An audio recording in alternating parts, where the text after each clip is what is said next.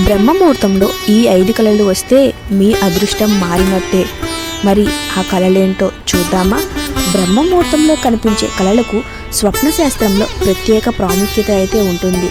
స్వచ్ఛమైన నీటిలో ఈత కొట్టడం నుంచి దేవతల దర్శనం వరకు ఈ 5 శుభకరమైన కళలు ధనం, విజయం, ఐశ్వర్యానికి సంకేతాలుగా ఎందుకు భావిస్తారో మీకు తెలుసా? వీటితో పాటు మరికొన్ని ఆసక్తికర విషయాలు కూడా ఈ వీడియోలో అయితే మనం తెలుసుకుందాం.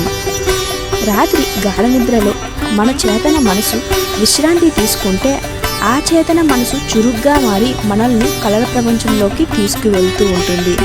స్వప్నశాస్త్రం ప్రకారం ప్రతి కళకు ఒక ప్రత్యేక అర్థం ఉంటుంది. అయితే కళ ఎప్పుడు వచ్చిందనేది కూడా అంతే ముఖ్యమని జ్యోతిష శాస్త్రం అయితే చెబుతూ ఉంది. ముఖ్యంగా బ్రహ్మముహూర్తం అంటే ఉదయం 3 నుంచి 5 గంటల మధ్య కనిపించే కళలు అత్యంత శుభప్రదమైనవిగా భావిస్తూ ఉంటారు. ఈ సమయంలో మనసు ప్రశాంతంగా ఉండటం వల్ల కళలు భవిష్యత్తుకు సంబంధించిన సంకేతాలను ఇస్తాయని విశ్వసిస్తూ ఉంటారు. అలాంటి అదృష్టాన్ని సూచించే ఈ 5 శుభకరమైన కళలు ఏమిటో ఇప్పుడు మనం తెలుసుకుందామా? మొదటిగా, స్వచ్ఛమైన నీటిలో ఈత కొట్టినట్టు కనిపించడం. మీరు లేదా మరెవరైనా నది, చెరువు లేదా సముద్రంలోని నిర్మలమైన నీటిలో ఈత కొడుతున్నట్లు కల వస్తే అది చాలా శుభసూచకం. స్వప్నశాస్త్రం ప్రకారం ఈ కళ జీవితంలో ఉన్న ఆటంకాలు తొలగిపోతాయని సూచిస్తూ ఉంది. చాలా కాలంగా నిలిచిపోయిన పనులు పూర్తి కావటం, కెరియర్ లేదా వ్యాపారంలో పురోగతి, అలాగే ఆగిపోయిన ధనం తిరిగి వచ్చే అవకాశాలు పెరుగుతాయని చెబుతూ ఉన్నారు. రెండవది, పచ్చని పొలాలు లేదా ధాన్యం కుప్ప కనిపించటం. ఉదయపు కళలో పచ్చని పంట పొలాలు, బంగారు ధాన్యం కుప్పలు లేదా పంటల మధ్య నిలబడి ఉన్నట్లు కనిపిస్తే అది ఐశ్వర్యానికి సంకేతంగా భావిస్తూ ఉంటారు. ఈ కళ లక్ష్మీదేవి అనుగ్రహాన్ని సూచిస్తూ ఉందని విశ్వాసం. రాబోయే రోజుల్లో ఆర్థిక ఇబ్బందులు తగ్గి ఇంట్లో సుఖశాంతులు, సంపద పెరిగే అవకాశాలు ఉన్నాయని స్వప్నశాస్త్రం అయితే వివరిస్తుంది. మూడవది, దేవతలు, గురువులు లేదా సాధువుల దర్శనం. బ్రహ్మముహూర్తంలో మీకు ఇష్టదైవం, సాధువు, గురువు లేదా ఆధ్యాత్మిక వ్యక్తి కళలో కనిపిస్తే దాన్ని అత్యంత శుభకరప్రదమైన సంకేతంగా పరిగణిస్తారు.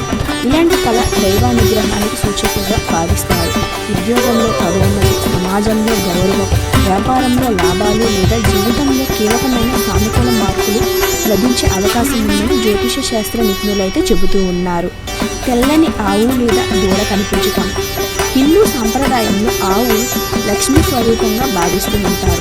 ఉదయపు కళలో తెల్లని ఆవు కనిపించటం లేదా ఆవు తన దూడకు పాలు ఇచ్చినట్లు కనిపించడం శుభసూచకం.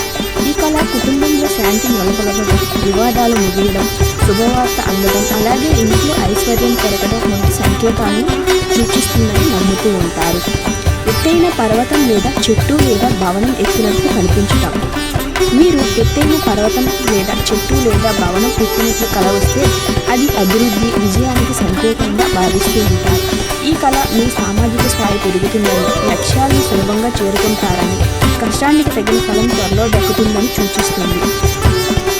జ్యోతిష శాస్త్రం ప్రకారం రాత్రంతా విశ్రాంతి తీసుకు ఉదయం వేళ మనసు ప్రశాంతంగా, స్వచ్ఛంగా ఉంటుంది. ఈ సమయంలో ఉపచేతన మనస్సు మరింత చురుగ్గా పనిచేస్తుందని, విశ్వశక్తి ప్రభావం ఎక్కువ ఉంటుందని విశ్వసిస్తూ ఉంటారు. అందుకే బ్రహ్మముహూర్తంలో కనిపించే కళలు భవిష్యత్ సంకేతాలను ఎక్కువగా ప్రతిబింబిస్తాయని చెబుతూ ఉంటారు.